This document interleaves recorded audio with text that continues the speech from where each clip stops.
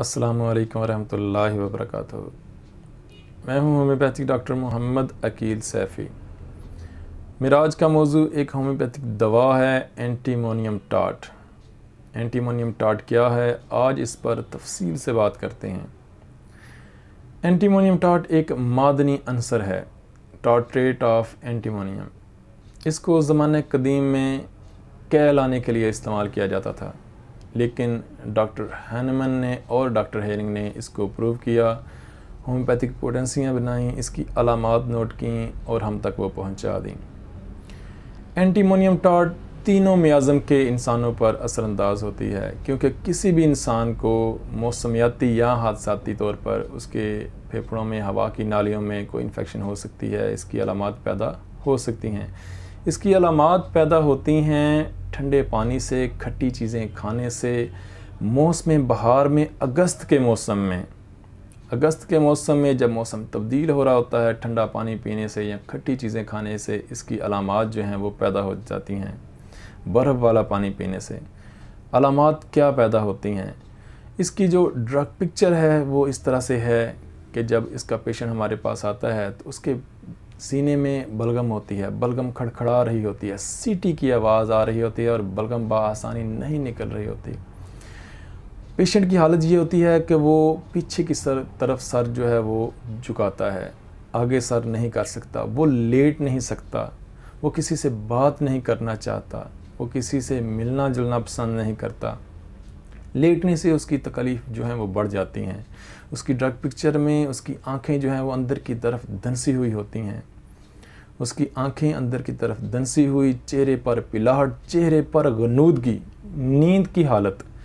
बच्चे अगर होंगे तो वो छुआ जाना या बात करना पसंद नहीं करेंगे, और अगर कोई बड़ा भी होगा तो वो भी बात करना पसंद नहीं करेगा और अपने सर को पीछे की तरफ झुकाएगा। उसको सांस की तंगी हो रही होगी, उसका सांस सही तरीके से नहीं आ रहा, जिसकी वजह से उसके फेफड़ों में खड़खड़ाहट है और जिसकी वजह से वो अपना जो सर है वो पीछे की तरफ झुकाएगा, दीवार की तरफ पीछे सर को लगाएगा ताकि उसका सांस जो है वो सही तरीके से आए।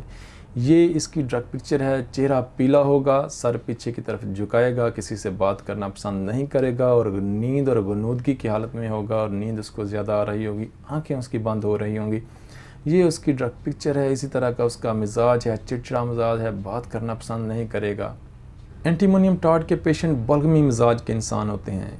बलगमी मिजाज होता है, बलगम रेशे के पुराने मरीज़ होते हैं, बद मिजाज होते हैं, किसी से बात करना नहीं पसंद करते, ख़ुद कलामी भी करते हैं, अपने आप से बातें करते हैं, लेकिन अकेले रहने से भी डरते हैं, लेटना पसंद नहीं करते, बाहर चहलकदमी करना पसंद करते हैं। अगर बच्चा भी होगा, बच्चे की छाती खड़खड़ा रही होगी तो बच्चा नहीं पसंद करेगा कि उसे लिटाया जाए या उसे सुलाया जाए। वो उसका दिल करेगा कि उसे बाहर खुली हवा में घुमाया जाए, उसे उठाकर बाहर ले जाया जाए, उसे खुली हवा में फिराया जाए। अगर बड़ा भी होगा तो उसे लेटने से तकलीफ़ होगी, उसका भी दिल करेगा कि वो बाहर घूमता रहे, बाहर चहलकदमी करे, उसकी सांस की तंगी हो रही होगी।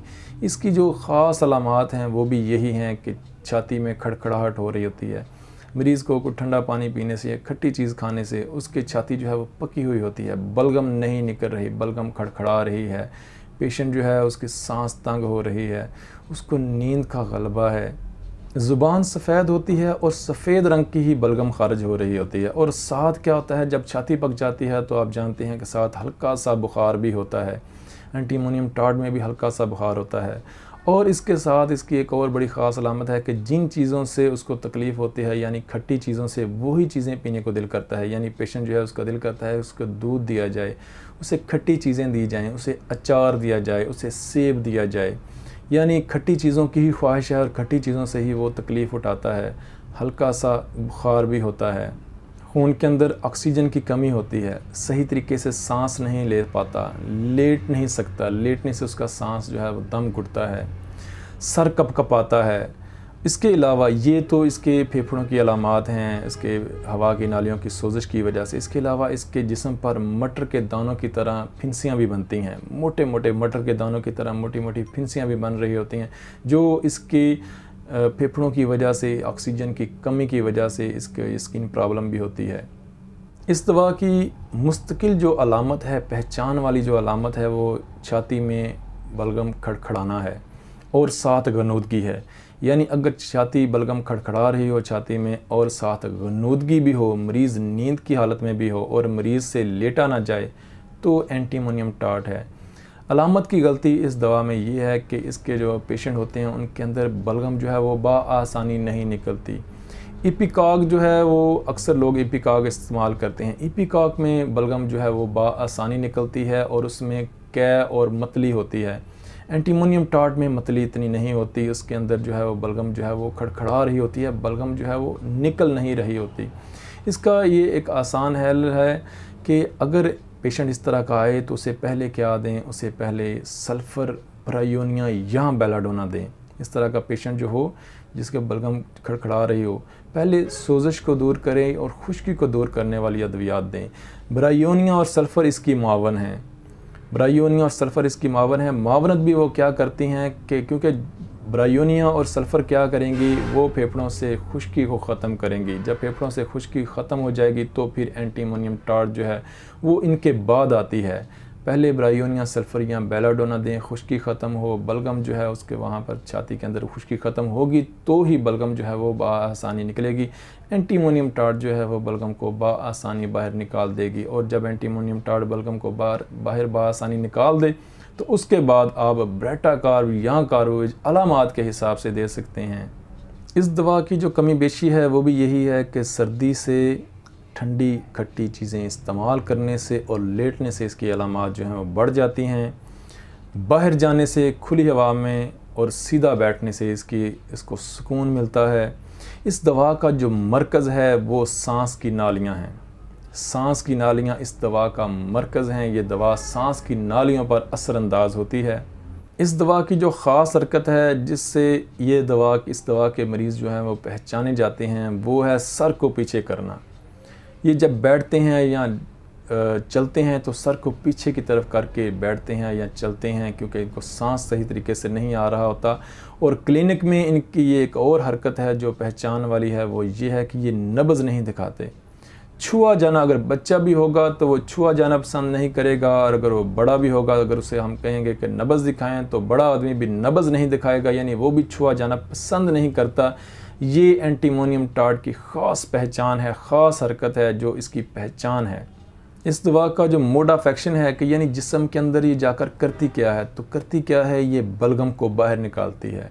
अगर सांस की नालियों में बलगम खड़खड़ा रही है तो ये बलगम को बाहर निकालती है। बच्चों में कै के ज़रिए भी बाहर निकालती है या मोशंस के ज़रिए भी बाहर निकाल देती है, यानी बलगम को सांस की नालियों से निकाल बाहर करती है।